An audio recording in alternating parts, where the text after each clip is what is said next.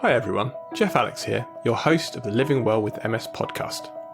To all our listeners, I hope you and your families are staying safe and healthy during this COVID-19 crisis. While social distancing and other restrictions may seem like a drag, in the long run they will prove critical to stemming the tide of this epidemic and returning to a sense of normality. I have faith we'll come out of this stronger, smarter and a bit more enlightened as a result. In the meantime, we at Overcoming MS and the whole team behind this podcast are here for you to keep you informed and help you keep on track with your personal journey to a healthier you.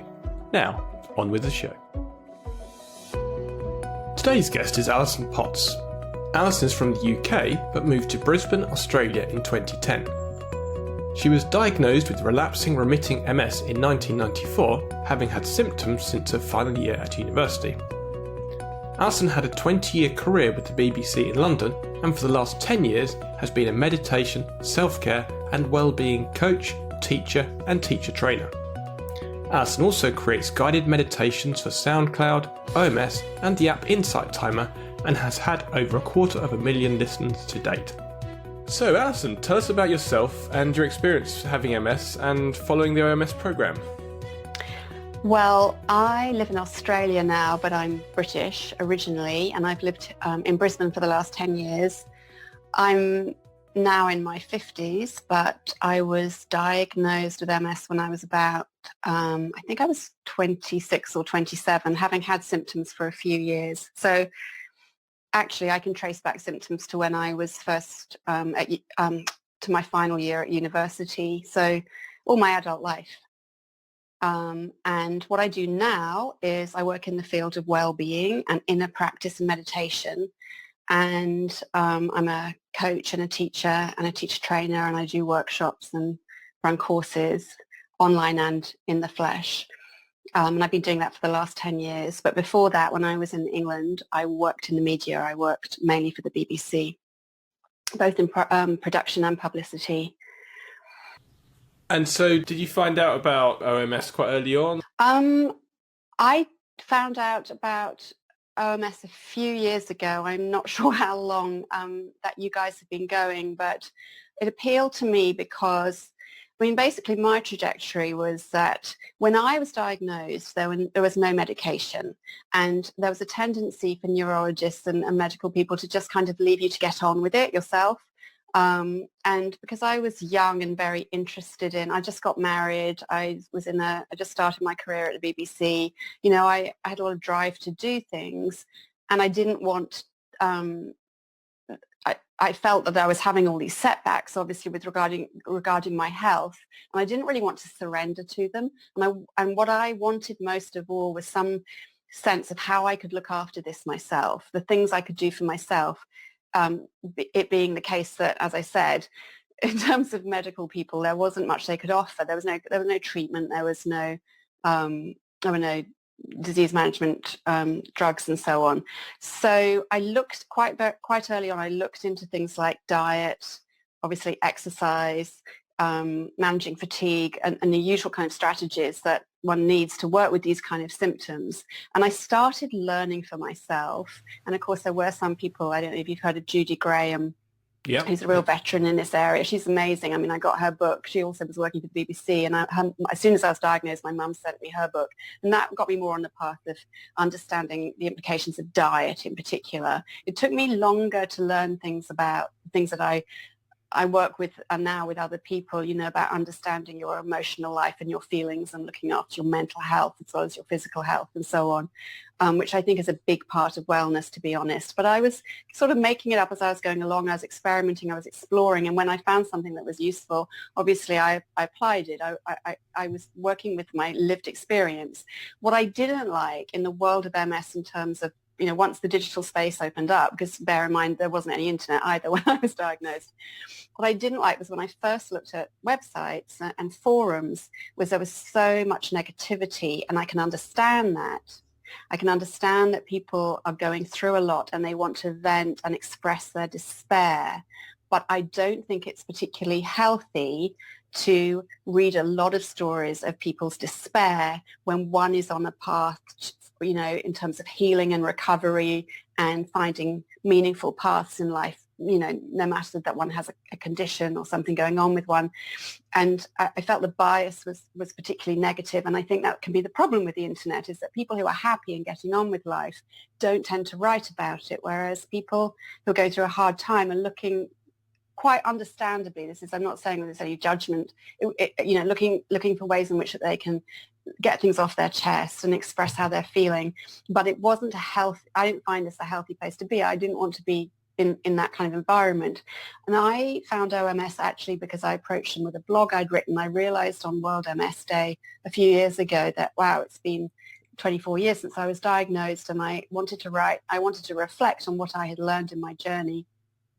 And so I offered them the blog, and then obviously after you guys published the blog, I got very involved with OMS, and I supply meditations and so on. But what I really love about overcoming MS, it's not only are you covering exactly what my approach has been. I never did end up taking any medication, approach that involves diet, a holistic approach that involves diet, exercise, mental health strategies, so on, meditation and so on, but also tells a very positive and hopeful story, which is a fuller picture of what having MS is. And I think particularly for people when they're first diagnosed, a lot of people have these stereotypes about illnesses like MS, and they're frightened and they're worried about what's going to happen to them. They're already dealing with a lot of difficulties. And exactly what you need at times like that are spaces like Overcoming MS, which are full of information, practical, tested information that you can use that will change things for you. And also read those inspiring stories, which aren't happy spins on things. People can talk about problems, but you can talk about problems and also successes and strategies and solutions in the same conversation, can't you? And I think that OMS does that really well. Okay, so you mentioned meditation quite a bit there. And what is your specific relationship to meditation? Well, I think like a lot of people, it's something I discovered for myself quite early on in life, but probably didn't call meditation. I've always been, since I was a child, I've always been very imaginative, very dreamy, I love nature. And it's been very easy for me to relax into that space of dreaminess and driftiness, which is essentially the space of relaxation and the meditative space, somewhere between sleeping and wakefulness. We have this nice mending state where our minds we can sort of release and relax and be with all our energies. When I was young, what that looked like to me was I spent a lot of time, sort of drawn, I think, at the end of a school day and times like that, to be outside in my garden, whatever the weather, walking around. We had these apple trees, 4 apple trees, one in each corner of our garden, and I'd sort of map a path and go into other worlds and be in my body and be aware of the air and the quality of light, all of those things which actually make up a good meditation. And when and I'm very, very interested in these kind of instinctive calls we have to go into those sorts of spaces. So I actually pursued it into my university degree, which was in comparative religion and spirituality, which looked a lot at kind of psychology and neuroscience, as well as the history of religions and aspects of spiritual experience. And so it's always been like something I've been fascinated by. And I realized with MS that one of the key ways basically we're dealing with a disease of the nervous system, or a vulnerability within our nervous systems, our mind-body systems. And so anything which where societies and cultures of all kinds from all over the world have worked with meditation in different ways, but essentially it is for the nervous system, it's for our mind-body system, and it's an approach that connects us to our emotions and our minds and our physical bodies and our energy bodies in ways that not only tune us up and make us feel better, but they also inform us about the choices and the directions we want to take in our lives. We get to sort of see what's going on in the inside. We get to listen to our bodies and what our bodies are telling us. We get to listen to what our emotions are telling us. And I think with something like MS, it's just priceless to have that time and space to keep up really with what's happening and be kind to yourself, be nurturing in that space. Because I know that in my early years with MS, I had an experience of feeling like I was losing my identity. I was losing a connection to the self I thought I was, the one I used to be when I was healthy. And I was worried also about my future self being able to deliver on all the kind of plans and dreams I'd had.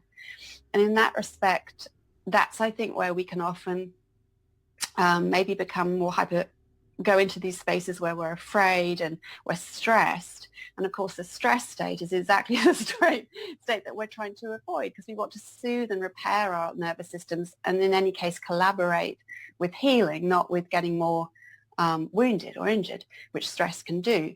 So I realized that there was a great connection between the sort of self-care aspects of meditation and taking that me time and being connecting to the inside, and also meditation also connects us to nature and the things we love. I realized there was a connection between that and healing, and I got interested in the work of particularly Herbert Benson, who was a person who he first coined the phrase relaxation response at Harvard Medical School and their Mind-Body Institute. I got very interested in the biology of the process, but I got also interested in how people meditating and in what ways. And, we hear about standard methods of meditation, but there are many more than the ones we hear about. And I was lucky enough, I was very interested in yoga. I was doing yoga regularly. And when we moved to Australia 10 years ago, with my daughter, who was then, she was six, I think, and my husband, I forgot to mention my family. I thought, here's an opportunity for me I'd left the BBC, here's an opportunity for me to start a path doing these other things I'm interested in, including yoga. And it was through my yoga practice that I met someone called Dr. Lauren Roche, who's quite well known, very well known actually, for his work in the field of instinctive meditation. I'd studied mindfulness as well when I was in England. And I love mindfulness, but it does have I think it has some limitations that can put some people off and make it hard for people. So it's nice to kind of enhance mindfulness with and evolve other ideas and experiences into people's experimentation with meditation. And so Lauren, I learned a lot from him. I went to a lot. He's actually in California, but he'd come to Australia a lot. And he trained me. I had one-to-one sessions on Skype. We had sessions when he was here. He certified me 200 hours Yoga Alliance meditation training. I've also got a yoga teacher training. And from then on, I developed my own business. I started coaching people. And so on, everything I've already said about what I do. But of course, at the same time, I'm exploring things for my own practice. And I think one of the wonderful things about meditation is you can kind of invent and create and discover particular ways of practicing and gateways into meditation that work for you specifically and for your body and for what you're going through and for what you need. And the people I coach just find it becomes, as I have, this really welcoming space. It's delicious. You want to do it. And when you do it, you've got a variety of ways so you don't get bored and you can keep evolving those ways. And you feel better and the feedback comes into your life. Because not only have I discovered, I used to get very, very fatigued. And now I get less fatigued. And what I used to do was I'd have these big swings where I'd be so fatigued I couldn't do anything. And for a long time, sometimes, and I wouldn't know for how long. And I know everybody listening to this will probably relate. Is it going to be a day, a week, months, half a year? But then I would eventually creep my way back up again. And then when I was up again, it'd be like, I want to do this, I want to do that. I want to use this energy before I lose it, which of course would bring me back down into burnout. And one of the things about being in a regular practice of meditation is you get to be with your inner rhythms and your inner healing rhythms. This just happens automatically when you're in a space of the relaxation response. And it gives you more of a sense of what is in balance for you. And, believe it or not, Geoff, it's really helped me in ways in which I can think, I'm not in touch with my energy. I feel tired. I feel restless. I think I need to do things, or there are demands on me. I don't know where to start. I can meditate on, for about 10 minutes and come out knowing, right, well, I'm going to cancel that appointment. I'm going to prioritize doing this today. I won't meet up with so-and-so next week. I think it'll feel better to me to have a space in my diary, but I'll see if I can meet up with it the following week. I'm going to take a nap this afternoon. I'm going to get some, go for a walk. You make these very crucial decisions that we who are looking after our energy bodies so carefully need to make in the outer world. And it's something that I love people to understand about meditation. It's not just about it's not really in any way about escaping from life for a while and then just going back into it all again, having had maybe a bit of a rest or relax. It really is about cultivating ways of tuning into what is in balance for you. And so actually that time spent meditating could be, you're not wasting the time. You actually could more than gain the time back because of prioritizing and doing things properly. That's the skill. Meditation, in meditation we can learn certain skills, and that's exactly right. It's there's a reason we're wired for these states of meditation.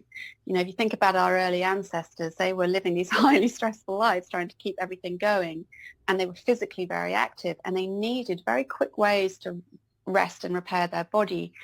And at the same time, the whole energy body, and they were very vigilant people when you think about it, because they had to be, because they were in genuine danger all the time. But at the same time, we know they were very hearty, well people, which is obviously how we have a planet and a population now.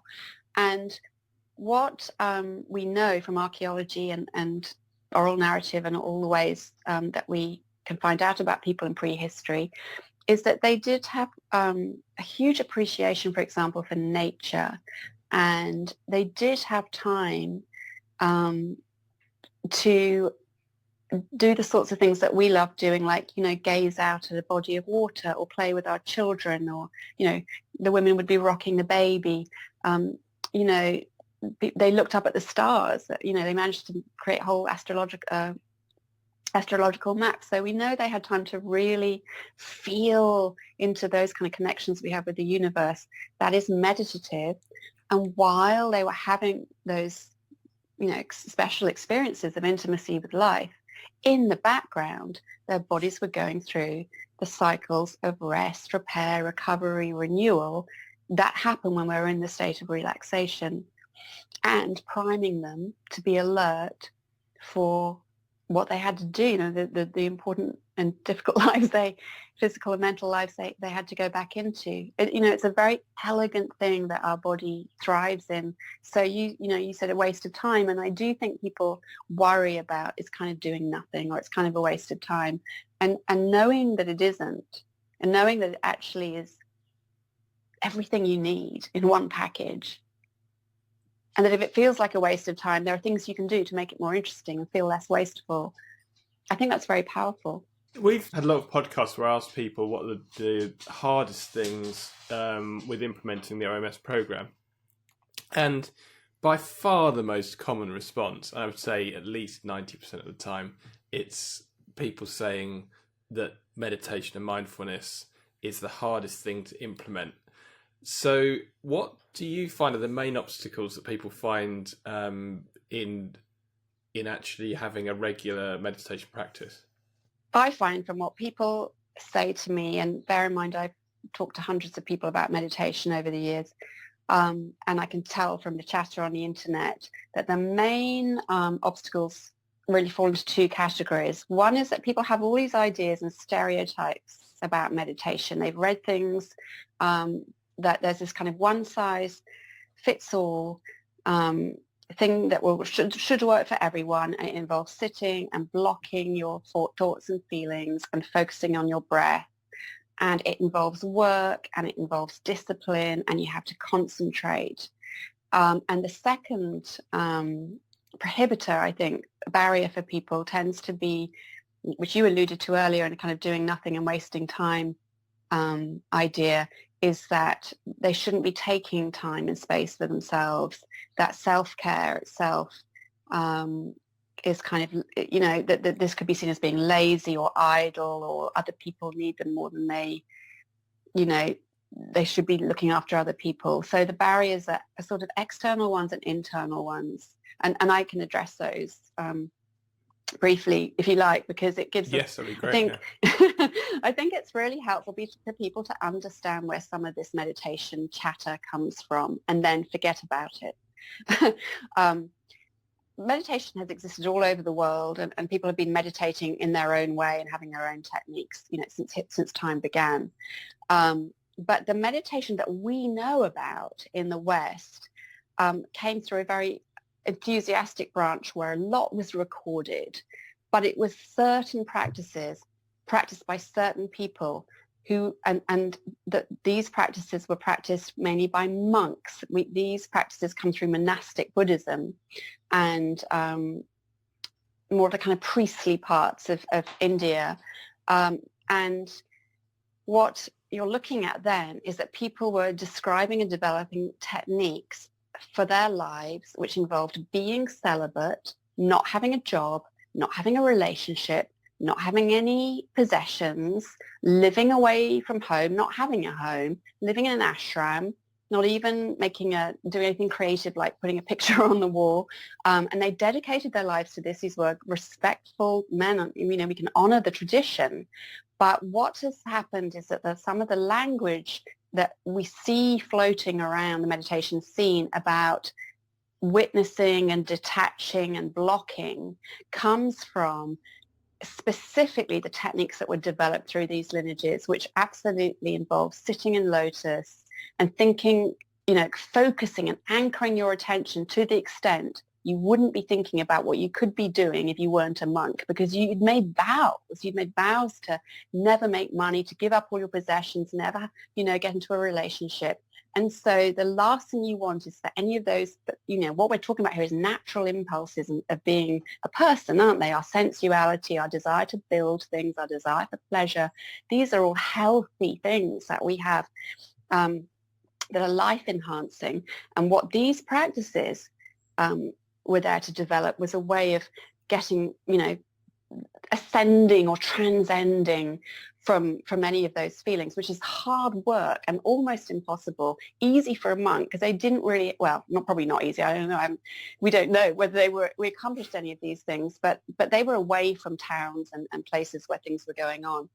But we people, our lineage, if you want to think about it in terms of what our lineage is, right?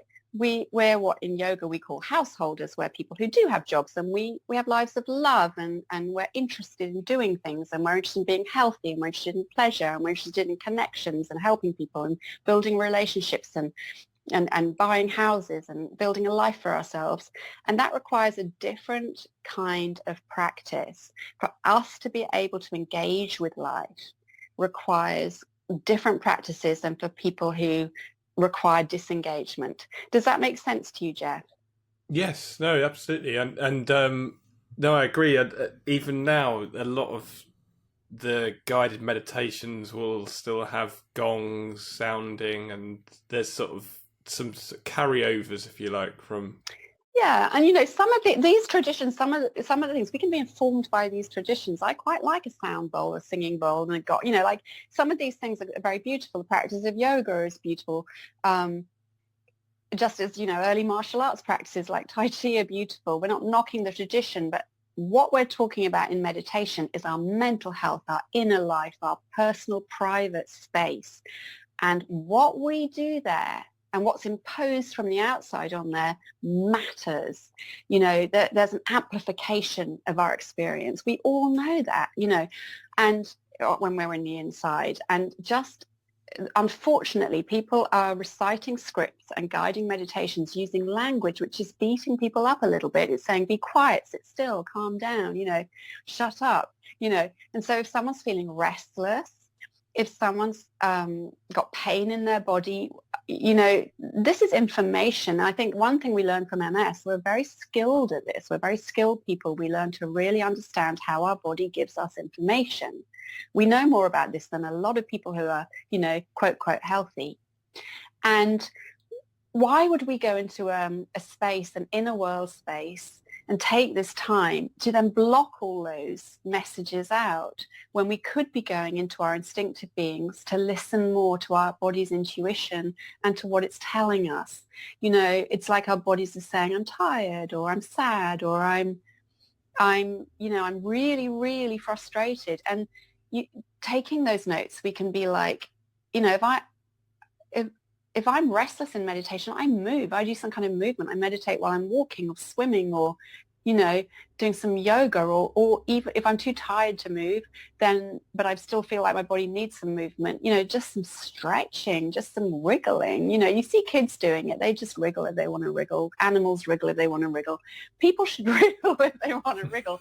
And there's this idea that the meditation space is like, you must be still, you must calm down. You impose all these demands and conditions on. And I think what puts people off is they see, these are more demands, more requirements, and I have to get up at a certain time. And it's just another stress.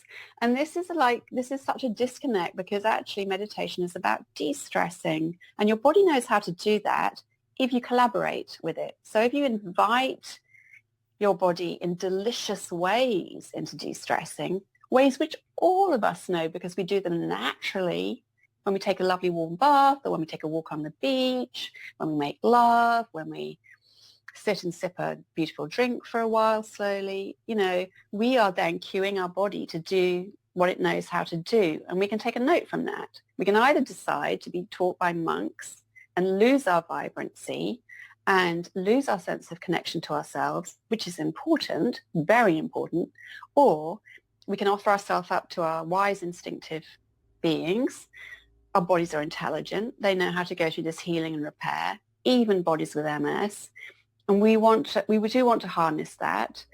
And we do want to build those strong neural connections, don't we? We want our body to get very familiar with the state of ease, the state of relaxation, and the state of pleasure, and those sorts of highly healing states.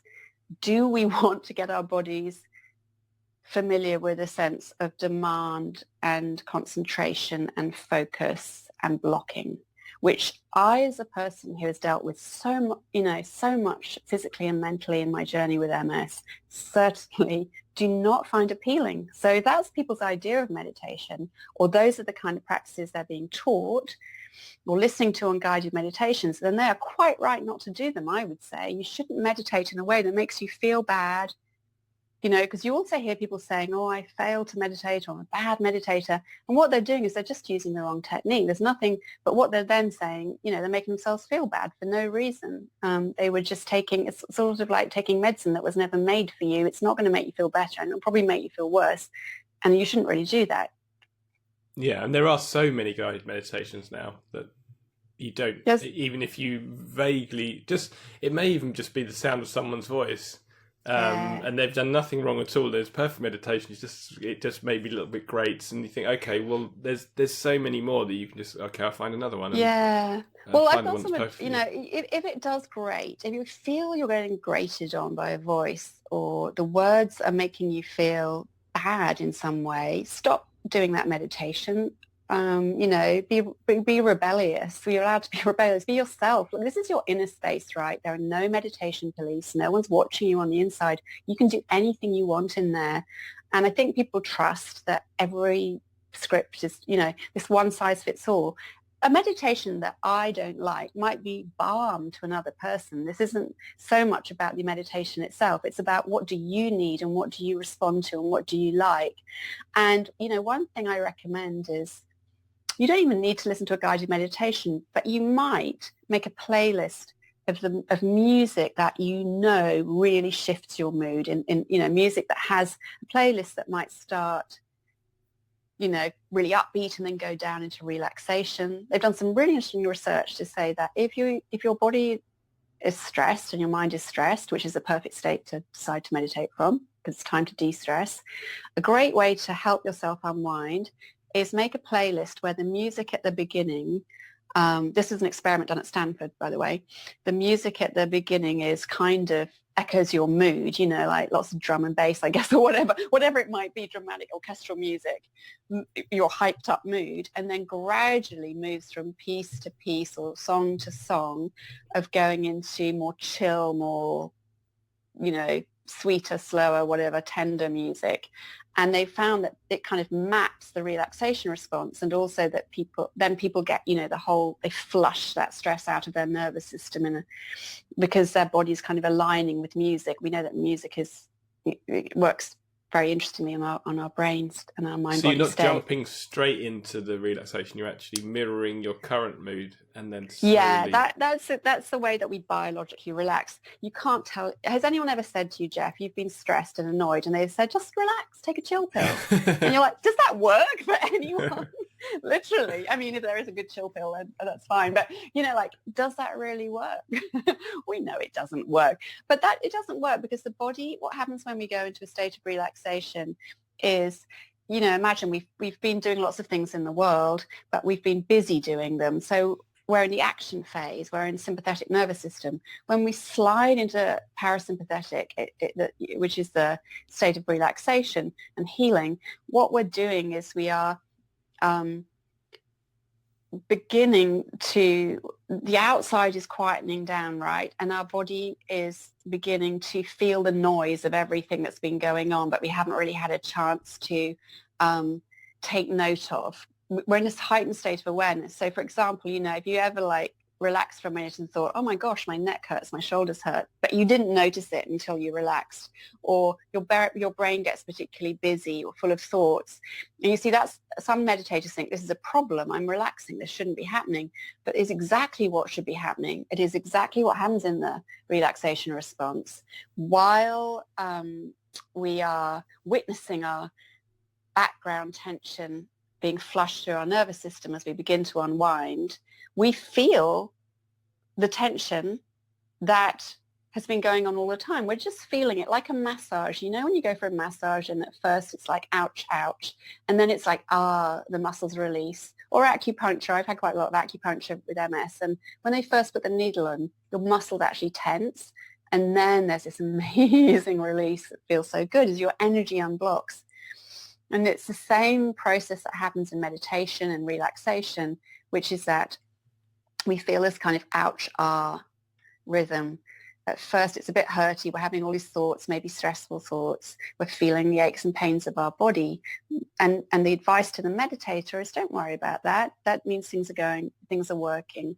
And the more you can just enjoy hanging out with a good thought, enjoying your breathing, feeling into your body, feel the feelings in your body, just take a bath in them, the more you will begin to feel that massage effect. Things will find their rhythm. Meditation is integrative. Our bodies are integrative. That means all the little parts of us that have been separately feeling things and thinking things, they're coming together like they're on Facebook and they're all making Facebook friends and their friends are making Facebook friends, and you're kind of creating kind of in a forum, like an inner democracy. Everything's catching up with each other. But this is all background processing, which we're showing up for, and we're showing up agreeing that we'll tolerate this unwinding process. And I really like that music. I think that technique's a really easy technique for people to learn and use. It might not work for you, but it's worth trying. Yeah, no, and it's very personal as well, isn't it? Because it's the music that you relate to. It's the music that you love. It could be drum and bass, or it could be a dramatic orchestral piece, but it could be anything. It's down to whatever it's for yourself. And I think you've given us quite a lot of tips already, but do you have any further tips for getting into a good meditation practice? The first thing I would recommend is that, exactly what you just said, Geoff, make it personal. This is about what you like. You're going into your inner life, greeting yourself, and no one knows you better than you. And, you've journeyed with yourself since the beginning of time. So as you begin to, explore this meditation groove that you're trying to find, think about what you really need and what you really desire, because that helps orientate you towards using meditation as a way of meeting your personal needs. So an example of that could be you need to feel some space, maybe in lockdown, some people are feeling a bit claustrophobic. They're in small spaces with lots of people. So your gateway into meditation might be literally taking yourself outside and being under the sky for a while and looking up at the sky and the clouds and feeling the vastness, or remembering a time when you were you felt very spacious. You were in a beautiful land, the summer here, like Australia, you're looking out onto or you were, on a boat looking out over onto the water, and just feel that into your body for a while. It's very clever how we can shift into the desired state, just by not just thinking about it, but feeling it, breathing with the sensations, revisiting it in our body. And then a second tip would be, similarly to that really, but just become acquainted with your natural spontaneous meditation moments, and they can be moments like, these are these moments we have in life which are naturally meditative, where we're just suddenly drawn to something, to linger with it, sometimes just for a few seconds. Like you might be walking in a hurry down your garden path to jump in the car to pick up the kids from school or whatever, and you're kind of a bit stressy about it. But as you go down your garden path, you get a nice, strong scent of some jasmine that's growing in your garden. And for a moment, you just stop and take a breath of that jasmine-infused air, and your body just feels, it shifts away from those stressful thoughts for a moment. And it shifts you as you go forth into life. Maybe you slow down on your way to the car and so on. Same thing if you love the moon or a sunset or the ocean, or get lost in a piece of music that sends you to another world. Or, when you're eating or drinking something that you just want to go, I want everyone to be quiet so I can just taste this last bite of cake or whatever. There's this feeling of personal intimacy. We're in our happy place. Something's affected us, and those moments are spontaneous and they're meditative. And if you understand that, and you understand that during those moments you're not blocking your thoughts, you're not worried about all these meditation instructions that some boring meditation instructor has told you to follow, you're just in the moment. If you can bring that degree of personal preference and naturalness into your more formal practices. I don't like the word formal. I usually say your more intentional practices. I know I need to meditate now. I need some me time. If that is, a brilliant way of feeling into how wonderful and delightful meditation can be. And, we in instinctive meditation, we call those meditation gateways. So you might indeed make your gateway sitting outside and looking at the stars, if you love the stars. If you love your morning cup of coffee, then it's being really devoted to enjoying, hugging the mug, letting the steam touch your face, slowly sipping that coffee. It's opening our senses to what we love and allowing our bodies to do that amazing shift they do when we do that.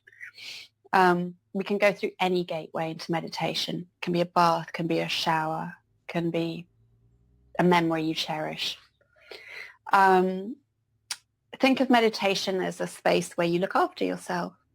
You're paying attention to yourself, and be really loving and warm and kind. So rather than going into the space thinking I'm going to abandon and detach from myself, or just watch myself from a distance, or try and not think or feel, go into the space with this thinking, how loving and compassionate and curious can I be? The kind of space you would want to offer if a friend came to see you who just wanted to either fall apart or celebrate something with you. They don't want to hide their big emotions. They want you to share in them with them and hold space. So it's that kind of attitude. And it's like, this isn't easy. If anything isn't easy for some people, it's being nice to themselves when they tune into the inside. But what we're doing, Geoff, is we're cultivating skills in meditation. So if you can decide, well, for 2 minutes, I'm going to try and be nice to myself, and then you can, because some people have problems with that, right? They don't like what they see. And then you can breathe with yourself and agree to feel and send loving thoughts, even talk to yourself out loud, say sorry when you hear yourself beating yourself up. You can say sorry and forgive yourself 1,000,000 times every time you have a thought that beats you up, If you can do it for 2 minutes, next time do it for 3 minutes, next do it 5 minutes, it becomes intuitive, and we find we're nicer to ourselves as we go around our lives. And I think most people with MS know that, if you can capture this inner nurturer and have your own back, that feeling that you're an ally to yourself, you can deal with what you have to deal with in a condition like we have. Let your body have its own experience, like it's not a performance. there's not an outcome. If you look for an outcome, you probably won't get it. If you allow your body to go on a journey, you are going to get some lovely experiences. I mean, I've got the privilege of hearing the inside of people's meditations. My clients tell me what's happened, and you know, what looks like drifting off and daydreaming to one person is someone else meeting their grandmother who died last year, but having a chat with them. It's remembering something they'd forgotten about themselves or about life that's uplifting.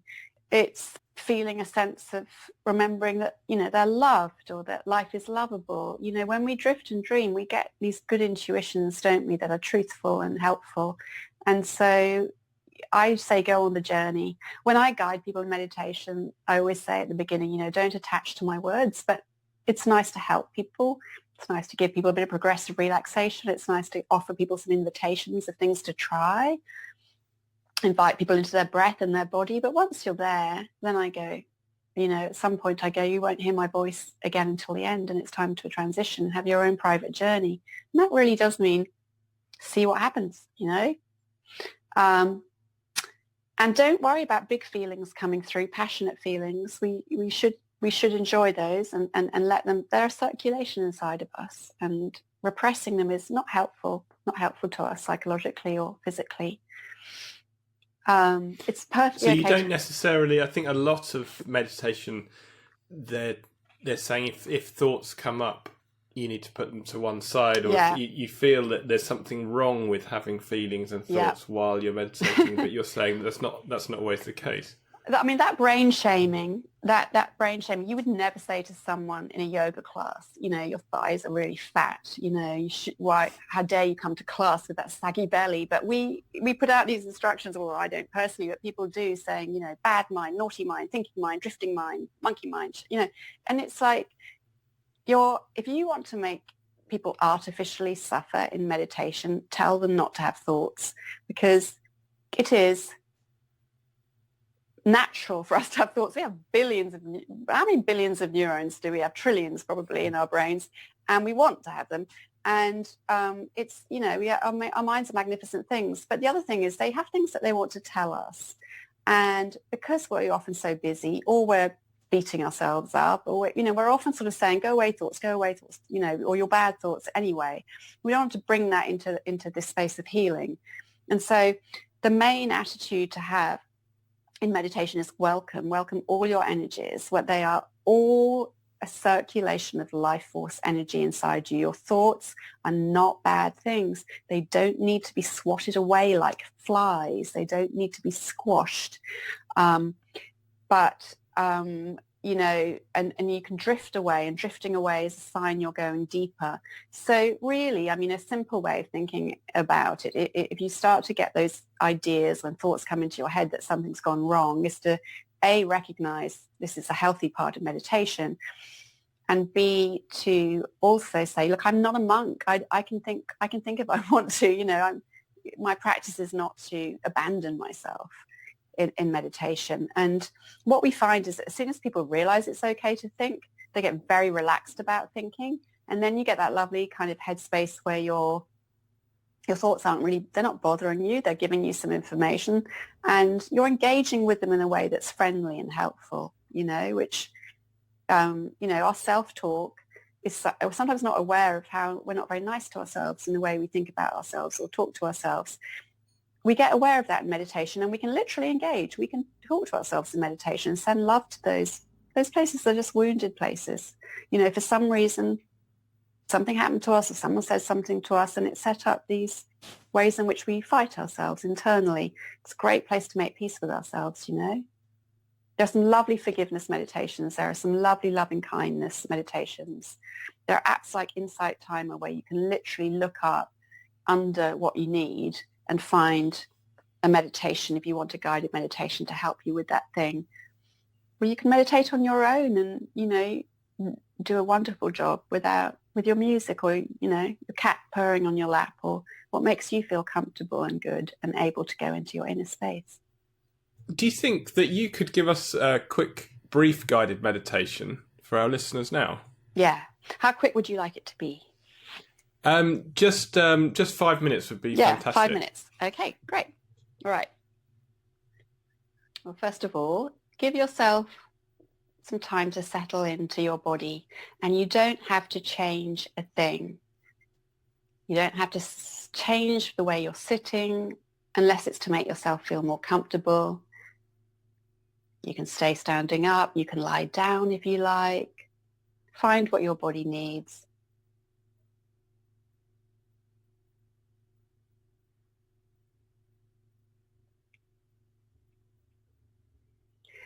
And wherever you are, feel the earth underneath you, the ground. So even if you're sitting on a chair or lying on a bed, underneath you is the planet, the earth. And she's strong and stable. She offers all this goodness up. And feel in your body the parts of you that are making contact with the earth. You can feel that, where you're connecting to the chair, the bed, the ground.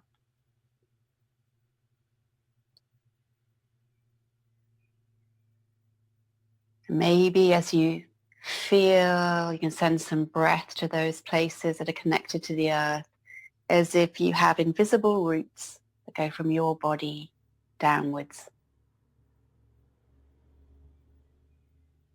And you can surrender to gravity, surrender to those roots, and simply drop the weight of your bones to the earth. Let her have you.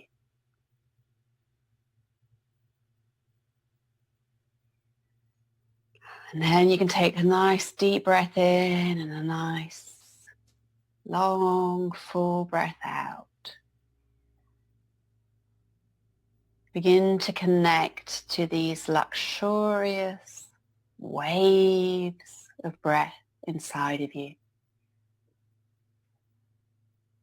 It can feel really good to feel breath in your belly, filling you up all the way to your neck and shoulders, and then rolling back down like the tide through your being to the earth again. Begin to enjoy feeling the flow of your own breath in your own body. The way your breath is filling your own private inner space. With each breath in, there's a sense of filling and expansion on the inside. And with every breath you release, a sense of letting go, releasing stress, surrendering your body to the earth. Enjoy that flow. Breathing in, you fill with inner space. Breathing out, you release. You let go.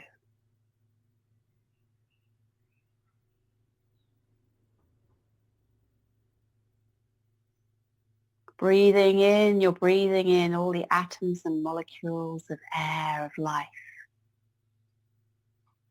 And breathing out, you're sending some of the life inside of you back into the air outside. There's this intimacy.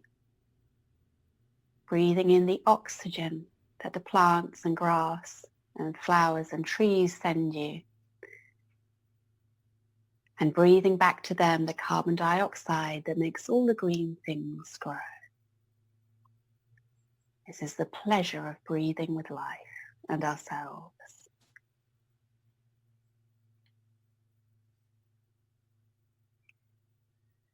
Take another breath in, and as you breathe in, feel the words, I am in here.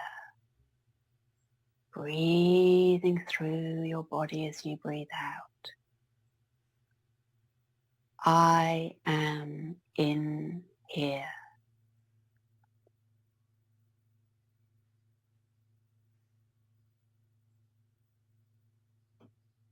What is a thought you could have right now that would give you pleasure just to breathe with it for another minute? A thought of a person or a place, something you love. Have a minute breathing with that thought and what comes. Take your journey. You won't hear my voice again till it's time to transition.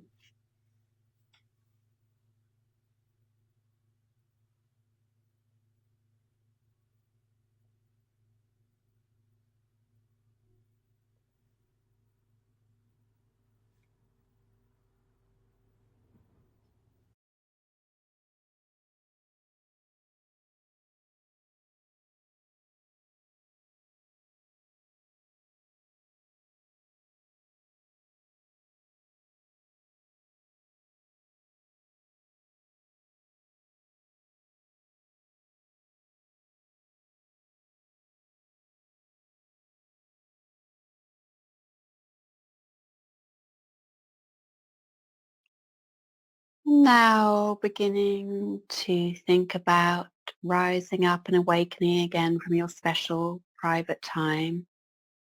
Is there anything you'd like to ask yourself or say to yourself in these last few moments?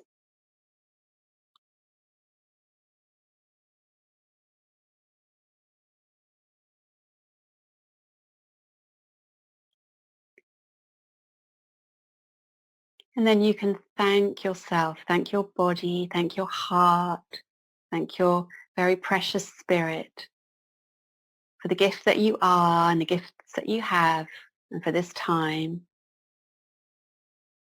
Look forward to the next time you can take some breaths and some space with yourself. And gently now taking some clearer, longer breaths, connecting to your body, feeling it again, allowing it to show you some organic movement it wants. Sparkle your fingers and toes, have a stretch, nod your head, roll your neck,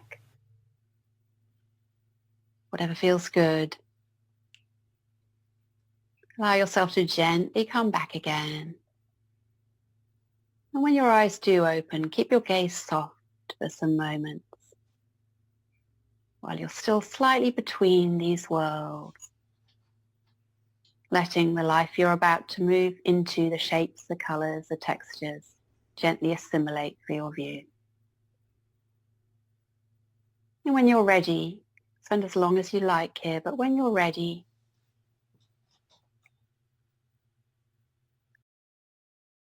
go forth back into your day, glad of yourself and glad of life.